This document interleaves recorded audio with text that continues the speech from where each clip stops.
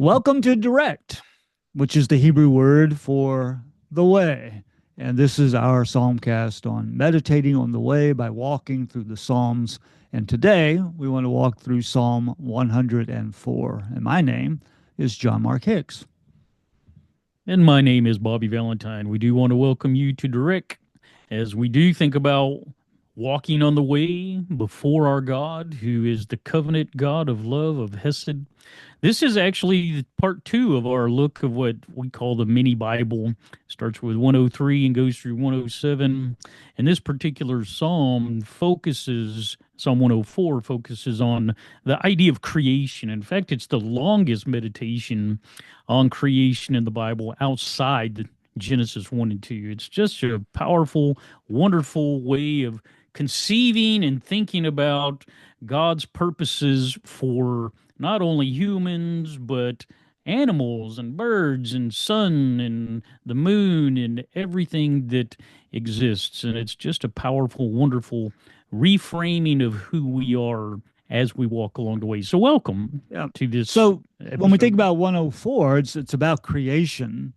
And that's kind of the beginning of the story. There's a lot of Genesis 1 language here in Psalm Exactly. 104.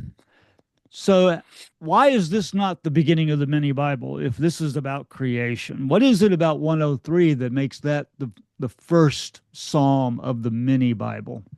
That's right. Well, Psalm 104 is in book four of the Psalter. And we mentioned, if you watched us last week in Psalm 103, that we called the opening chapter, if you want to, of the mini Bible, which is 103, 104, 105, 106, and 107, the first psalm of book five. Now, the presupposition and theme of the mini Bible is the Hesed of God, the steadfast love of the Lord. Why does God do what he does? God does what he does because of who he is. And the editors of the Psalms wanted us, in answer to all kinds of issues that go on in the Psalter, place this view of God. He is the God of the God creed, Exodus 34:6. He's the God of Hesed. Everything he does, everything about him is rooted right there. And so Psalm 103 talks about blessing the Lord, and it ends with that, this praising of God. And Psalm Okay. 104 says, what do we do with that? Well, Okay. God created the world. God created the world, All and right. it expresses So that particular 103, so 103 is about God's identity. Who is God's God? identity. God That's is right. Hesed. God is loving kindness. God is steadfast love. God is mercy and grace and forgive. That's right. So that's about the identity of God. Now, in 104, we get, what does God What do? what does God Out do? of out of his That's right. Hesed, out of God's loving, steadfast love, what does God do? And the first thing That's God right. does is create. So That's right. creation is an expression of God's grace. It's an expression That's of right. God's love. It's an expression of God's chesed. So That's right. the very thing that brought the Exodus, all right, that redeemed Israel from Egyptian slavery, that very thing is also what gave rise to creation itself. It That's is an right. expression of God's chesed. God creates out of Hesed. If you would Mm. ask an ancient Israelite, how do I know that God loves me? That Israelite would say, look at the sun and the moon and the stars. The steadfast love of the Lord endures forever. How do I know that God loves me? He redeemed us from Egypt. So you got creation and redemption. And here Right. in Psalm 104, it talks about the language there is the works of God, the works of God. In 105, God's hesed continues and it uses the words deeds, God's Mm. works. He's building something, he's making something. He doesn't need anything, but the creatures that he dotes over and loves do. And in Psalm 105, you get the deeds. What does he do within that creation? He's working to build it, then he's doing stuff inside it, and that's how this mini Bible goes when it tells the story of Israel to the ancient Israelite who did not Okay. have a Bible, by the way. So Yeah. they encountered this all in worship. And Psalm 104 is an act of worship itself, where Right. we're thinking Yeah. and meditating on what this great God of Hesed has done with the work of Amen. his hands, Yeah. kind of Bless like the a Lord, great O my carpenter. soul. Yeah. Absolutely, yeah. So it's a powerful psalm, and it is all inspiring about how involved uh, our God is, the covenant God Yeah. Yahweh is with His creation. Yeah. So So I it's think, a when we think about creation or nature, as some people call it, right? When the right, natural law and nature, um, this psalm has the capacity to reorient us a little bit. This next slide, three broad perspectives on creation. Let me just briefly say something about this typology. A lot of people are very biocentric in their understanding of nature and what we would call creation is a theological word, creation, right, but biocentric in the sense it's all about life. It's about animals and it's about caring for life. And there's a lot of truth in that. It is about life, but life is not at the center. And neither are right. human beings at the center. Uh, God blesses the animals in Genesis 1, right, verse 22, and God blesses humanity in verse 28. So bio and anthropocentric, we're both life and human are very important and God blesses them, but it is God who blesses them. So Exactly. what we're going to see in Psalm 104 is not a biocentric understanding or even an anthropocentric understanding. It's a theocentric understanding. That is, the creation is for God and about God and what God does. And as we think about creation, we don't think about, okay, we don't think about it in a primarily or solely utilitarian sense. How can I use this? How can this benefit me? We I yeah, rather we focus on bless the Lord, O my soul, right? And we honor God's works and we give thanks for God's works and we that's right. recognize that God is at the center of creation. Yeah, I think that utilitarian comment was is right on target, especially modern Western civilization tends to think of the world strictly in utilitarian terms. What can we get out of it? If it has value, it has to contribute to our life in some way, money or whatever, making profits. But in the ancient world, it was almost an enchanted view of the world, and I think that's the biblical world. It pulsates with the glory of God. It preaches God's glory. It shows that even as in Genesis 1, that the world and creation was good for 5 days before humans show up. And we're going to see Mhm. that in Psalm 104 that God takes great delight and is intimately involved in this creation that has nothing to do with humanity.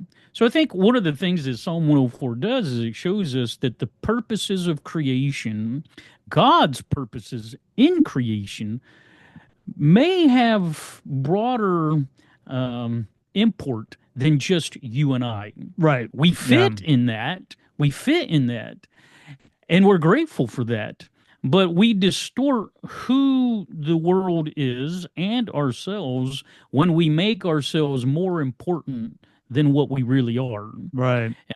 that's one of the great sins of Adam is that he was bigger in his eyes, as my mom used to say, you're getting too big for your britches. And sometimes we humans do that. We get a little too Mhm. big for our britches, and we think that the rest, the animals, the conies, leviathan, whatever, that those things exist to serve us. Whereas in the Yeah. creation narrative, it's the other way around. The humans were Right. created to serve them, Right. which So when is you lose the God-centeredness and you make it human-centered, then it becomes utilitarian and it it does. becomes it becomes creation can be thrown away once humans get Exactly. what the God designs for them. So for example, if I believe that the design of God is to rapture me into a heavenly existence in a celestial reality, then I don't need creation anymore, right? Yeah. I Yeah. can get rid of creation. I can get rid Yeah. of the animals. I can get rid of the sea and the mountains. Yeah. And because God's not interested in that anyway. All he's interested That's right. in is human beings and getting them That's to right. heaven. Well, Right. if that's your view, Psalm 104 doesn't make any sense. Exactly. Psalm 104 is a direct opposite of that. That God is relishing and enjoying and rejoicing over the creation itself. And That's right. human beings are just part of that. They're not even the Right. main part of that in this That's right. psalm. Yeah. In this psalm. Right. Yeah, and it's like the psalm says quite eloquently, creation is mine and the mine is Yahweh. God. It is not Right. yours. We do have a task in this, but in this Sure. particular psalm, that task is going to be meditating and worshiping God because of Mm. what the Lord has done. And that very idea of worshiping the Lord because of what those works are really does reorient or reframe how I interact with Right. trees and Right. birds and animals, that these are not my creatures. These are God's creatures. And I really do like, at least in the NIV, and the text that calls them the trees of the Lord, and just Right. these are Mm-hmm. his. These are his, I mean, and recognizing that we're the caretaker, that drives that meditation. Here Yeah. you got this psalmist, a priest, an Israelite who sees the glory of the Lord all around. It's almost very C.S. Lewis's, to be Right. honest with you, like The Lion, the Witch, and the Wardrobe. And man, Okay. creation is all about God. Well, let's get a little more specific here in terms of Psalm 104. This is Golding Gay's outline of Psalm 104, at least adapted to what Golding Right, Gay is doing. I think it's very helpful because it does give us kind of the beginning, the opening, and the closing, which is that's right, worship. Bless Yahweh. This is the God of Israel. This is not just any God. This is the God of Israel, who is the creator God. So it begins and ends with that ascribing to God what belongs to God. All right. right, So you have that worship frame. And then then exactly, we then we can move through the psalm and see God's ordering of the creation itself for the sake of its benevolent use, for the sake of the animals and for the sake of human beings. What would you want to share with us in terms of this outline? What strikes you? Well, I just want to point out first that the bless Yahweh, that comes down from Psalm 103. That's how Psalm 103 ends. And so you're opening up again, continuing worship, so to speak, with the mini Bible. But I would, when we're looking at this outline, I would like to stress to those who are listening to us that the word God is at the beginning of each sentence. This is God's transcendent identity. It is God who deals with the chaotic waters, and we may want to comment on what that is, in order to make a place that is full of thriving life, Yeah, shalom. habitable It space, is right? Yeah. a habitable space. He deals with the enemies, if you want to call it that, of creation, that it is God who then turns that water into something that is actually a blessing where Mhm. life can thrive, and that it is then we step back and we've seen all that God is doing, our response. So everything is God, God, God, God. And then all of a sudden it's like, oh, yes, let me thank you for what you have done. May the meditation be pleasing to you as you yourself take joy. And then we end that again with all of God's people coming together and just saying, ah, wow, bless the Lord, O my soul. Praise Yahweh. Mhm. It's very, again, the Um, outline is just this is what God does. And one of the things that we see here is, you know, there's, I don't want this to be misunderstood, but it's not human centered. Right. It's not humans doing things. This is God is doing this. And in fact, humans don't really do much of anything in this particular psalm except Um, go to work. we worship and work. We work and worship. Worship, well, that's right. Yeah, So, but you're right. I mean, humans do have a task, as you said earlier. We right, have a vocation to be fruitful and multiply, to subdue the chaos, to shepherd the earth and care for it. We see that in Genesis 1. We see it in we Psalm do. 8. But that's not the point here. That's The right. point here is about what God is doing, and our vocation is a response to what God is doing, and our vocation is a participation in what God is doing. So God has the priority in terms of the work, and we Right. just share the work with God, or we participate in the work with God. So as you watch this outline from God's transcendence, who is God even before creation or even without creation, or God is above creation in some sense, then God gets God's hands dirty by ordering the chaotic waters and manufacturing or creating and making, and then, as you said, turns it to benevolent use. So God, Absolutely. God makes the reality in which then we live within an ordered world. And then that Exactly. ordered world evokes praise on our part, that we That's right. respond to it. Yeah. And the way the editors of the Psalter look at this, every line that we read in Psalm 104 is going to be framed by that Psalm 103. God is Hesed, which, and we know that also from Psalm 136, where you have this basically Mhm. Psalm 104 and 105 kind of mashed together again, where you have the creation of the world, and after when the sun and the moon and everything else is the stars, the little lights at night, it's punctuated with the steadfast love of the Lord endures forever, and then you get to the Exodus. So again, how does an Israelite know that the God loves him? Well, God was love before creation. That's what 103 is. He is Hesed. Everything about this, why does God do what he does with the chaotic water? Why does God do what he does with the animals? Why does God do what he does even to bless human beings? Why does God do what he does with the sun and the moon? Because Yahweh is Hesed.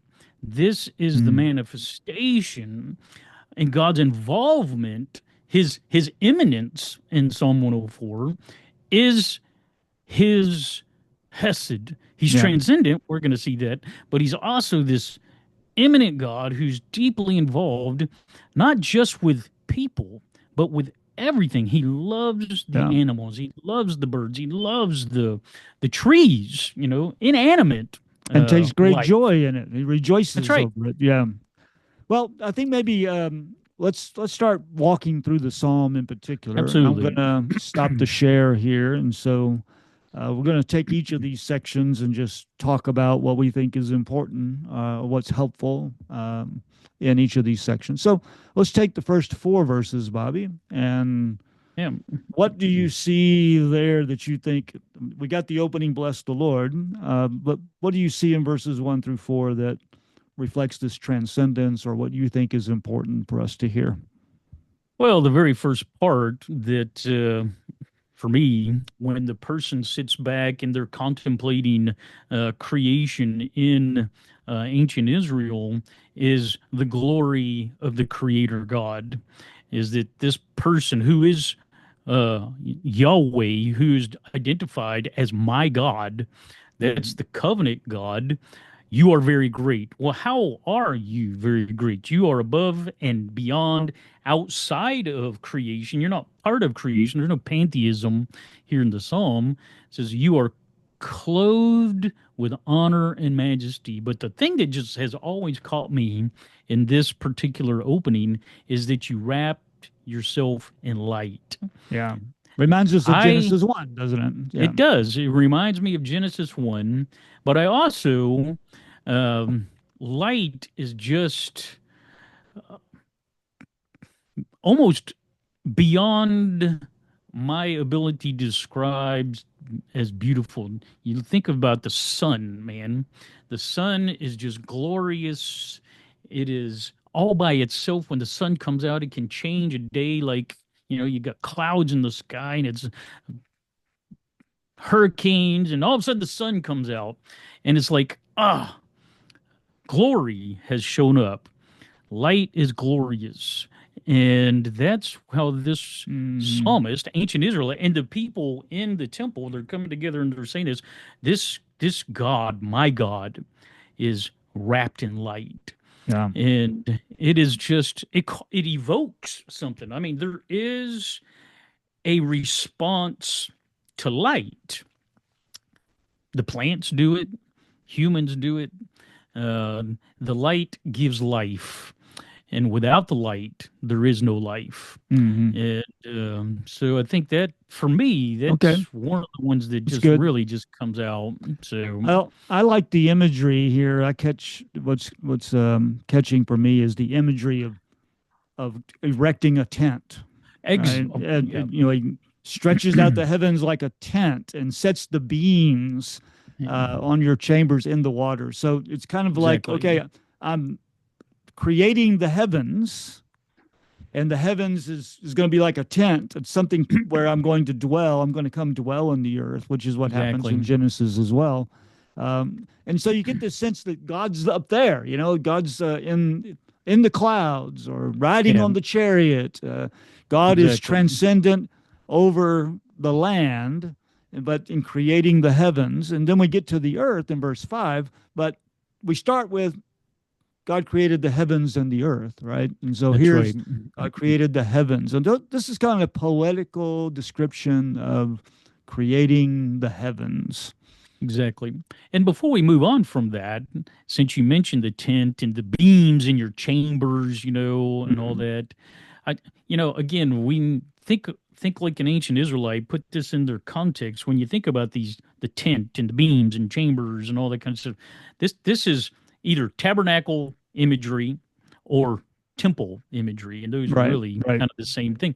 So when it starts talking about how God is making this world, it is using the imagery of architecture, specifically of the place of worship, the right. temple itself, that Hmm. God has built a inhabitation, a home, a palace, a temple, in which his glory will find a place to dwell with the world that he has created in order to have fellowship with them, to have communion with them.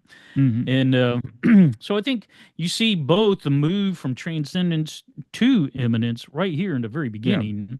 God wants to, for whatever reason, God wants to be there. But the reason for that is Psalm 103. He is Mm. Hesed.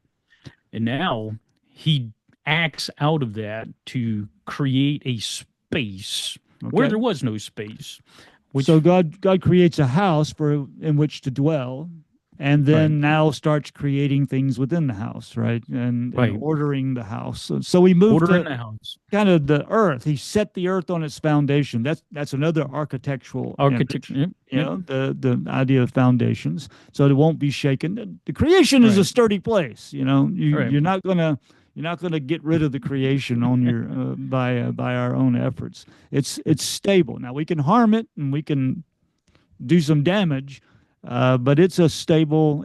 The God's good creation, God's good earth still remains, right. and God gives good things, as we see in the psalm.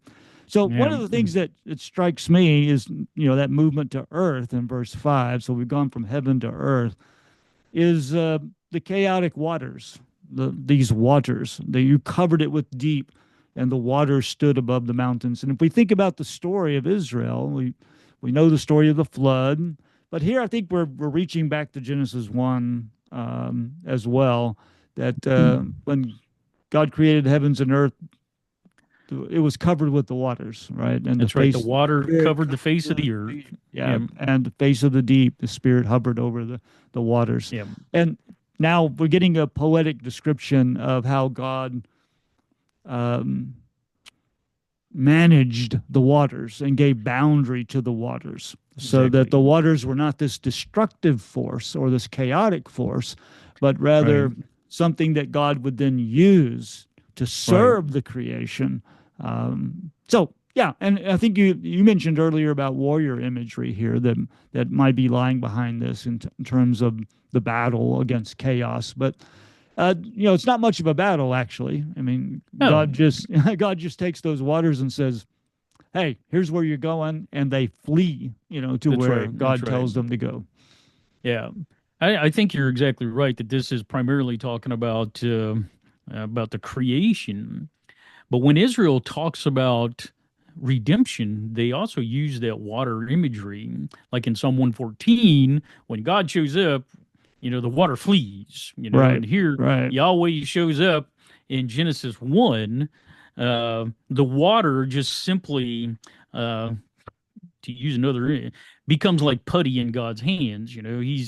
There is no challenge. And in the ancient world, dude, that water is not just literal water, it's stuff that is anti-life. It is right. stuff that brings danger to humanity and civilization and life in general because it's so unpredictable. You used the word chaos a little while ago. It's the chaotic forces in this world. But when Yahweh shows up, Yahweh my God shows up, it turns into something that just simply does his bidding. And as it's described there in verses 7 and 8 and 9, the God does turn this, what is sometimes viewed as a threat in the ancient Near East, into something that is a blessing. He takes the chaos and turns it into a vehicle of life because we Yeah, need light and water for life. And that's what exactly. God does here in Psalm 104, that the water just simply does his bidding. Yeah, so you were And getting to verses 10 to 13, where yeah, that water now becomes springs that's in right. upon the earth that people can and animals can live by, and Yeah. human beings can drink. But the focus in 10 to 13 is the animals, though, right? Oh, absolutely. Yeah, So the spring and the water is for the animals. that's right. It creates space not only where they can live in terms of having water to live by, but spaces in which to live. So Exactly. the streams of by the streams the birds of the air have their habitation. Verse 12, and they sing Yeah. among the branches. Yeah, So God uses water for the sake of animals that's right. in this particular section, 10 to 13. Exactly.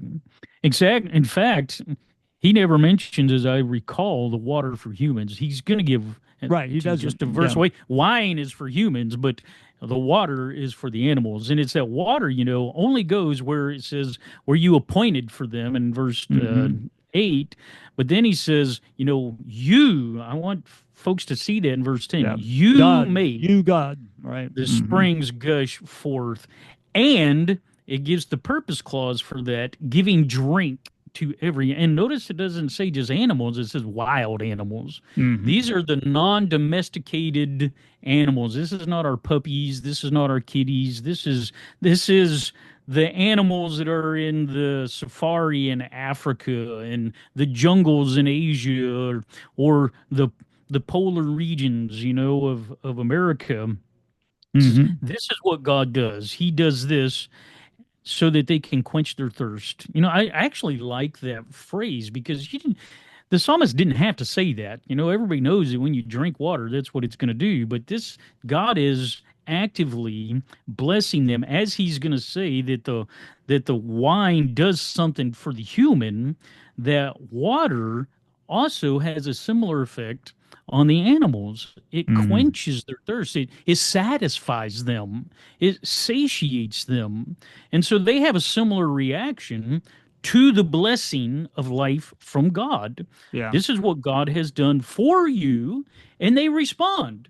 This Hmm. is wonderful stuff. This is great. Yeah. And So I really so, appreciate your emphasis on the wild animal, the wild asses, or you down further, the mountain goats and exactly, the conies and the craggy rocks. None of that has to do with human beings, right? not one bit. The mountain goats don't have anything to do with human beings. The wild animals. So I think what we're hearing, it seems to me, is that God is not just concerned about animals as they relate to human beings. That's right. God is concerned about animals as animals. That That's there's right. something valuable about the wild animal. There's something valuable about the mountain goat, about the coney and the craggy rocks that doesn't help human beings in terms of, we don't eat them or whatever it is. They're out there on their own. They are living their life, and God is enjoying that.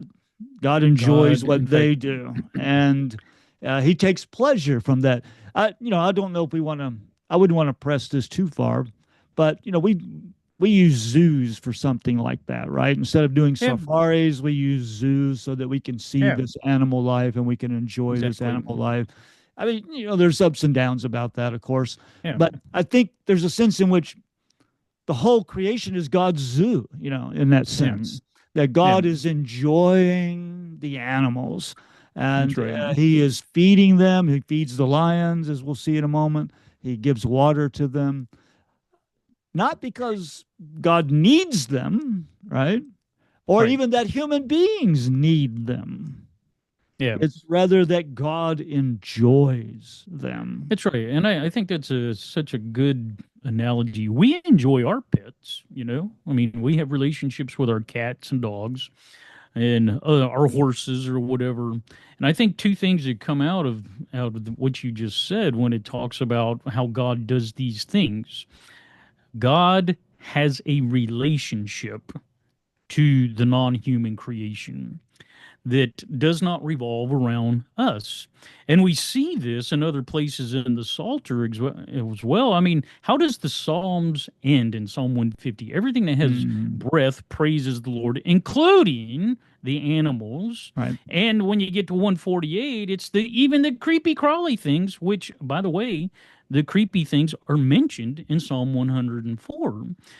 God accepts whatever that means. We recognize it's poetic language, but it means that they are returning in some sense to the Lord what God has given. Just like the wild asses here and the animals are being satiated, their thirst is being quenched, they're being satisfied by the Lord. They're returning this. As it's going to say later in the psalm, that even the lions, they look to the Lord for their food. Mm, So this yeah. is almost prayerful language, but it's Mm, all about God delighting, loving. Why does God give these things to the wild animals? Because of Hesed. Hesed is that thing that is unrequited. You cannot earn it. And these animals cannot pay God back for that, and neither can you and I. We cannot earn this. This wouldn't, God pours out this Hesed, it is completely unadulterated, unearned. mm, God does these things, Yahweh does these things simply because who he is.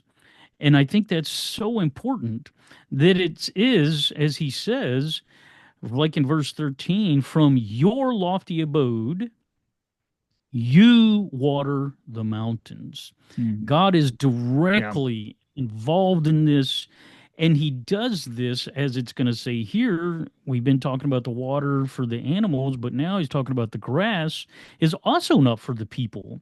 You cause the grass to grow for the cattle, but then for the very first time, we've gone 14 verses, half the psalm.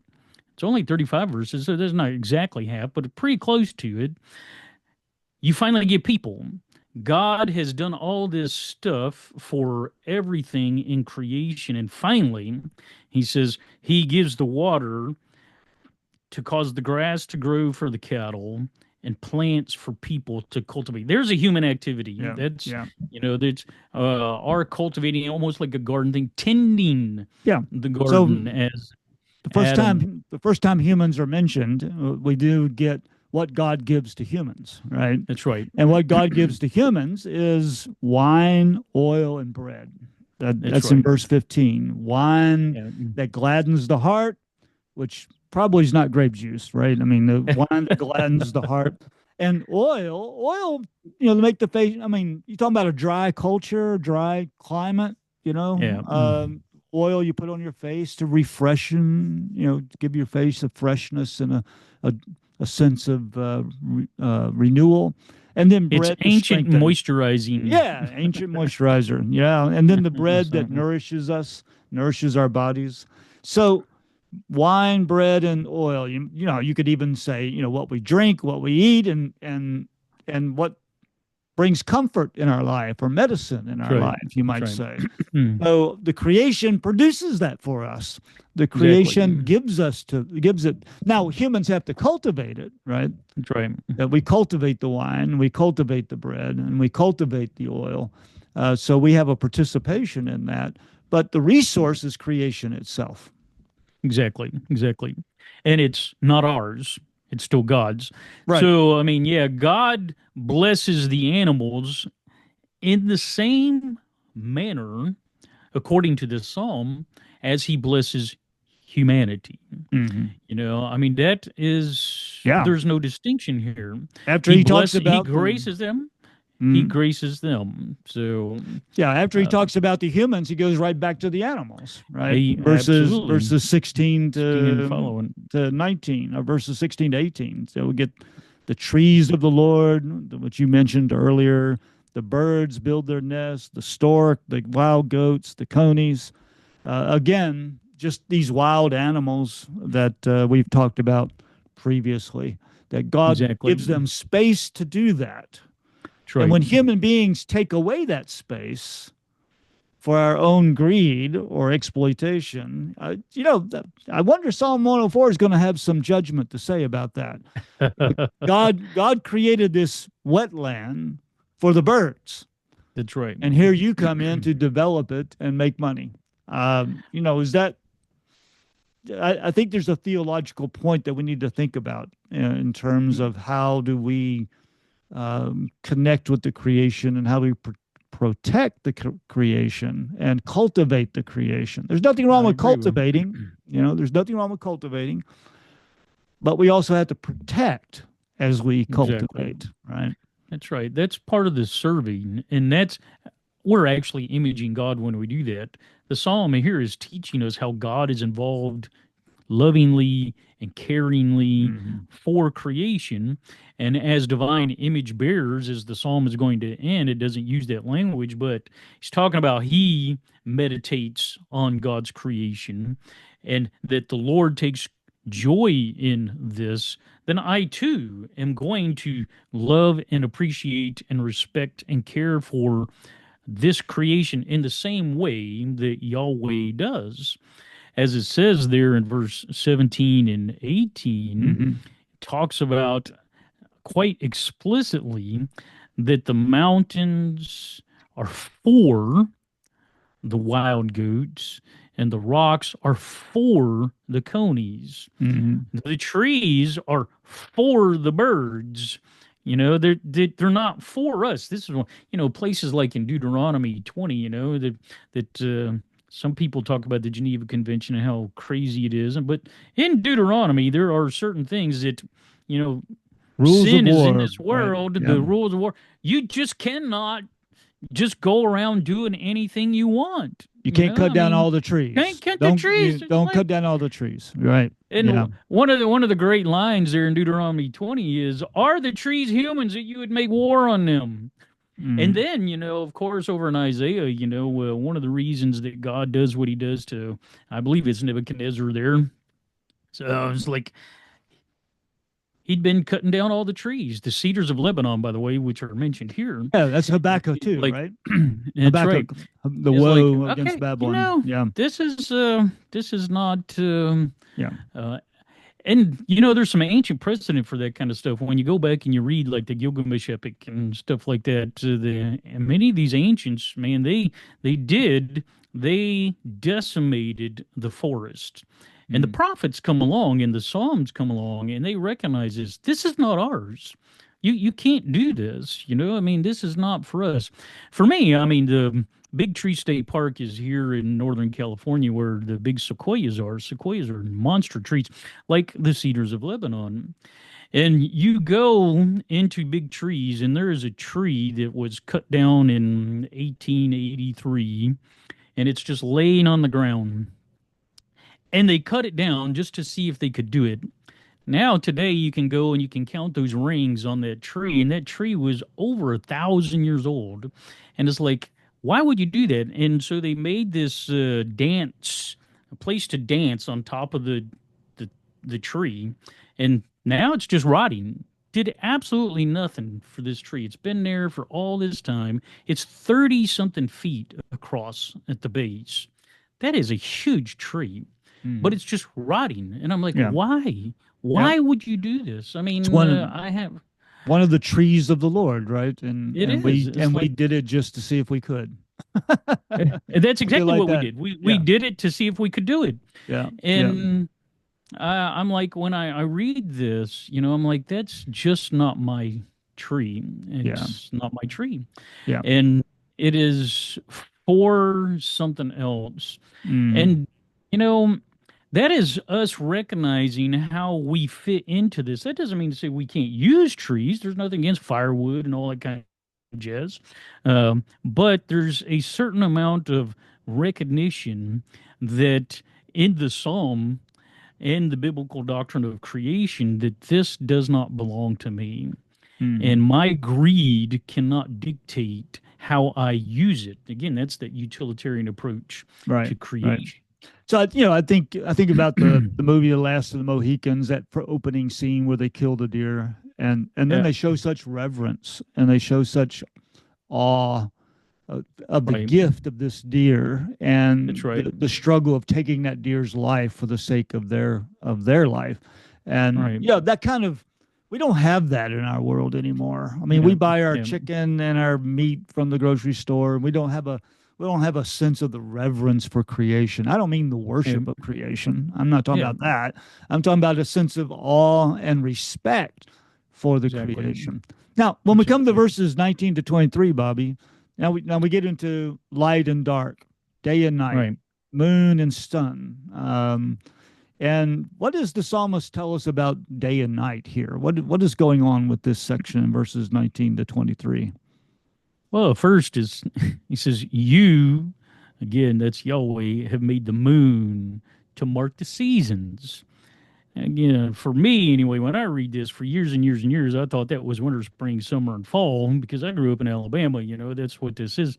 But Well, we this don't is have ancient that in Israel. Israel. They don't have that. Israel doesn't So have this winter, is spring, summer, and fall. again, this is another tie to Genesis 1, and the word seasons almost surely refers to Passover and tabernacles and that kind of stuff. It's Yeah, worship. the Here's a lunar reference calendar. for Yeah. this is what humans do. God put the moon up there. This is how Sirach read this, and the other ancient Israelites read this. This is a reference to the liturgical calendar. I am going to come and I'm going to, this is my response to creation. Creation is reminding me that I, as a human, am supposed to worship the Creator God who happens to be Yahweh. Right. Yeah. So in So verses that's 19 and 20, well, so in 19, you have worship in mind. that's But then right. in verses 20 to 23, we have kind of work in mind, That's right? right. And it shifts from the moon to the sun. So you're no longer talking about the moon as the mark for the seasons. It is the sun rising and setting. That's day to day stuff. Yeah. Now, on the day, you have at nighttime, the animals, they come out and they have their work shift, so to speak. It says the animals of the forest come creeping out at night. They have But the night then shift. when this Yeah. that's right. And then the animal time is over, and then human time comes in, both under the same law, so to speak, the solar law of when the sun is shining, when the sun is not shining. But the moon tells humans when to worship. And it says here, humans go out and they work. So it's like we share the same space. We share the same space just at different times of the day. And Hmm. it recognizes this. There's a rhythm that God has built into creation, a stability. Holding this is another way he's holding back that chaos. You have your time and you have your time. So there's no threat to one another. Okay, It's they go out and they eat, they're hunting, they're looking for their food from God, it says in verse 21. And we do the same thing. We go out and we work, we till the ground, we plant the plants as it's set up there to get our wine, to get our oil, to get our bread that God has provided. But God is taking care of both the animal world and the human world under the sun. Kind of reminds me of Mm. an Ecclesiastes thing, life under the sun, it's like here, Yeah. and that's what we have here. So, Well, I think this is an ecosystem, right? This is we're that's we're a good talking word. about Yeah. one aspect of the ecosystem. And of Right. course, the way the modern world has shifted this, we've made the nighttime our work time as well. We have upset the ecosystem in a certain way. We've Yeah. upset the rhythm of human life, of day and night, and what Yeah. that means, and what it means for our rest, what it means for how the creation functions and works. So there's something to meditate on here in terms of giving space to the animals to do their That's right. thing, That's right. and our taking our vocation seriously to go and work during the daylight, you might say. Right. Yeah. Yeah. And I think space is just the right word there. You recognize their value and you give them space and time to do their thing. They're not going to be there forever. The sun's going to come up. They're going to go hide. We go out and then we do our thing as well. Mm. And Mm. we can live in harmony. I think that's what you see here is that Yeah. there's some kind of uh, harmony in creation between the animal world and the human world right here. And yet So each one can step into that other world and create chaos and create that's right. danger and Yeah, harm. So I mean that balance is not always in play, right? And right. human beings don't keep the balance very well. We like to poach, right? We like to poach the animals and to That's right. we do the extinction sort of thing in a lot of ways. Oh, well, we've done Yeah, that. yeah, Absolutely. exactly. So let's come to verses 24 to 26, which kind of one of my favorite sections of. It's like the psalmist steps back and says, "Wow." Exactly. After thinking about God, you're doing this, you're doing this, you're doing this. Wow. Lord Yeah. Yahweh, how great are your works? How diverse are your works, and the wisdom that you use. Think about Proverbs 8 and Lady Wisdom. That you have filled the earth with your creatures, it says in verse 24, That's your right. creatures. And then we talked about a zoo kind of metaphor or analogy. Now we get a kind of an aquarium analogy that the Yep. sea is full of creatures that God has created, most of which we haven't even seen yet as human Exactly. beings. That's right. But God has seen them and God knows them and God enjoys them. And, small and great, minnow to whale or whatever you want to say, even though whale's not a Yeah. fish, right? Whale's a mammal, but lives in the water. Um, but then we get to this Leviathan in verse Yeah. 26, which sea monster kind of imagery. In fact, in some places like Isaiah 27, it's a chaos monster. Right. But it's the word that's used in Genesis 1. This is what God created. God created Leviathan, Yeah. which was very scary to the ancient world. This image of some kind of sea monster, some Yeah. big animal out there in the Yeah. sea. But God's not afraid of it. Yeah. God's enjoying it. In fact, translations do this differently, Bobby. And you formed the Leviathan to play in it, Yeah. or I formed the Leviathan to watch you play or to play Yeah. with. There's Yeah. different ways of Yeah. understanding that. But how are you hearing that? No, I'm with you on that. I think of it again like Casper comes around and he wants me to pet him, and that's what God has done. God has taken this thing that the ancient world thought was a threat, and here the psalmist says, "This is God's pet. This is God's plaything." But God made this pet for a reason that had nothing to do with humans, and I think this says something about Yahweh, the Creator God, that the sole purpose of this animal was to play, to have Hmm. fun. That's its purpose in life. It has not to provide food, not to provide oil, not to uh, give us clothes or anything of the sort. God placed this creature inside his creation for the purpose to play. Mm. And and now he is looking down and he's watching it, maybe like we might a gerbil or Or um sea otters, or sea otter, or it's watching them and play. he's like, Yeah. man, that is just so cool. He's like says to Michael the Archangel, did you see that? Did you see Yes, that? It's like it's cool. But to I also enjoy. think it's right, and to this day, we humans are finding stuff in the deep that no human has ever seen. Mm-hmm. Ever seen. They've got those Greenland sharks since Greenland's in the news these days. Those things were only discovered about 20 years ago.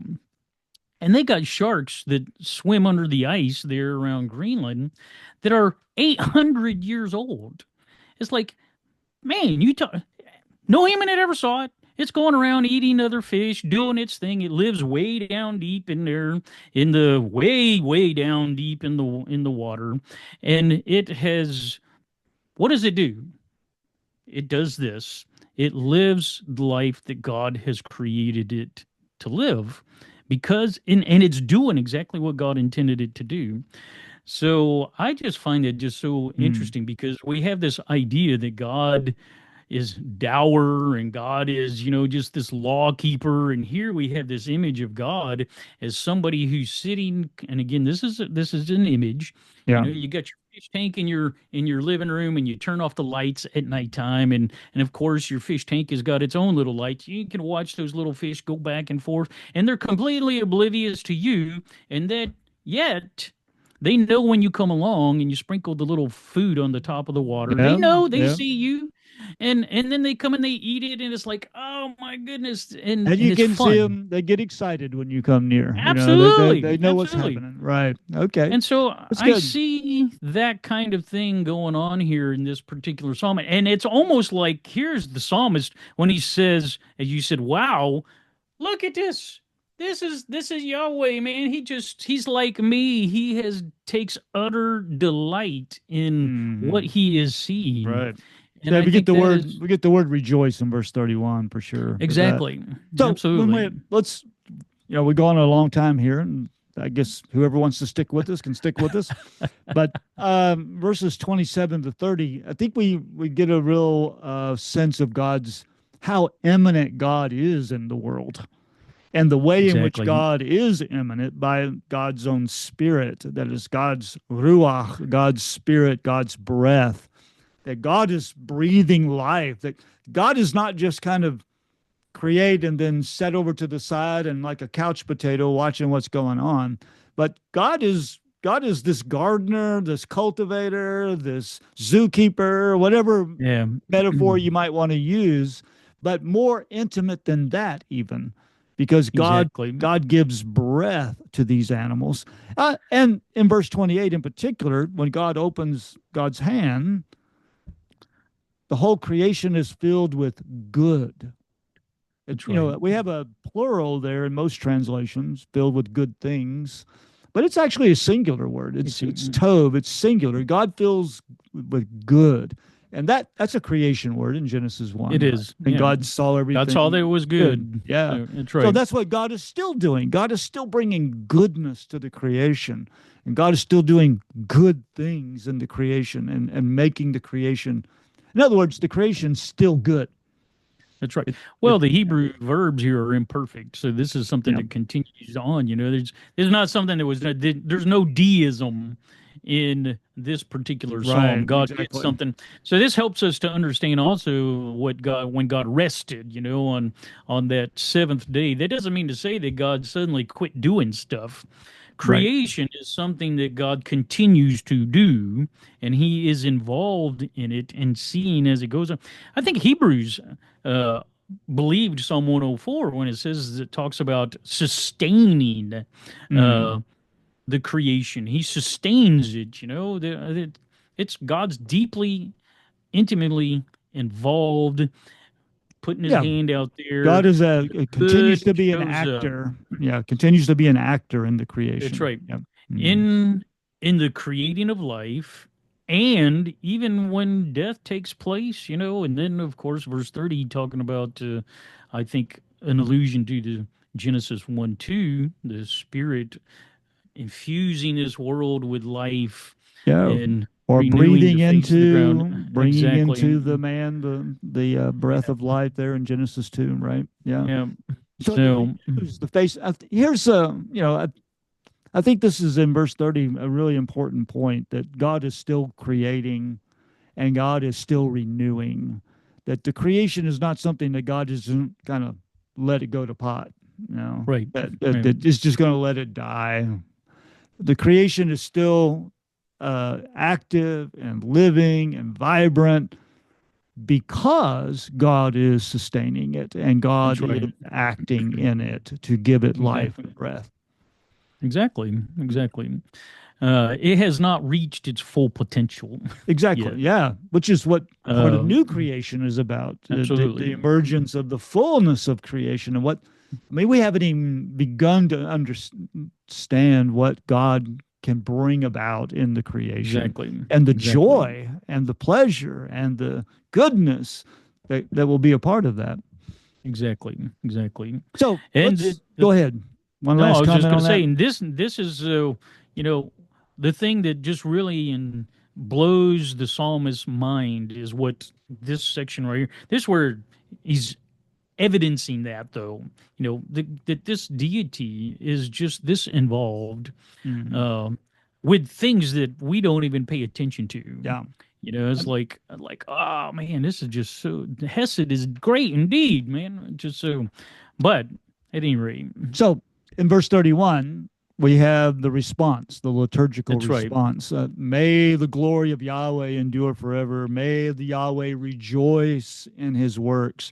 In other words, God, you've done a great thing here. Enjoy, Exactly, enjoy it. And exactly. we're grateful for it. And this is your glory. This is the creation is God's glory. It's not like the glory of God is something way beyond the creation, although there is a glory that belongs to God beyond the creation. But here, the glory of God is the creation itself. Exactly. That is Yeah, when, as Irenaeus said a long time ago in the second century, the glory of God is as a human being fully alive. Well, I think that's right. it's about a creation fully alive. That when Absolutely. creation flourishes, God is glorified and God Absolutely. rejoices in that. Well, that Psalm 19, the heavens declare the glory of the Lord, Right. Yeah. just Hmm. the universe is filled with his hesed, filled with his wisdom. And so, again, that's that enchantment of creation. When the ancient Israelite looks out, they see the love of God. When they look out, they see the wisdom of God. Hmm. And I think Yeah. that's often we in our modern Western culture, because of the Enlightenment and other things, we don't see that. We see something. Is it useful or not useful? Yeah. Yeah. That's That's our lens. and Is it useful or that's not right. useful? How's it going to help And me? You know. that's right. So, and here it's the ground of worship. Here Hmm. it's the ground of worship and awe. And Yeah. God already enjoys it. God is rejoicing in it. God loves it. The question I think the psalm poses to humanity is, do we?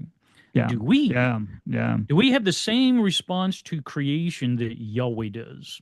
Yeah. And that's So, a big so I think in question. verse 31, the Lord rejoices in his works. And then you have in verse 34, the psalmist says, and for I rejoice in the Lord. So I'm going to have the Exactly. same response. I'm going to rejoice in God's rejoicing. And my meditation is about that. I've meditated here. This word is, it's a weird word here, Bobby, in verse 34. I Exactly. don't know. Yeah. It's usually translated complaint, like it Yeah. appears in Job over and over in that Yeah. sense. Or in Psalm 143, I think it is, complaint, or Psalm 55, if I remember right. Yeah. But Yeah. Like lament. yeah, like lament. So, I wonder, my, I think it suggests some kind of earnestness, some kind of passion that the psalmist feels about this, that has that kind of energy to it. So it's Hmm. not just like a meditation, like, oh, let me go sit in the corner and think about this. It's more of an energetic, passionate, engagement with creation. Um, Exactly. that and Well, the complaint might anticipate verse 35 as well. I don't know. exactly. What That's what you? I was going to say. If we think about the story of creation, Genesis 1 and 2, sinners kind of messed up creation. And so, and we see this in Hosea chapter 2 and in chapter 4 as well, and other places in the Hebrew Bible where creation suffers because of humanity.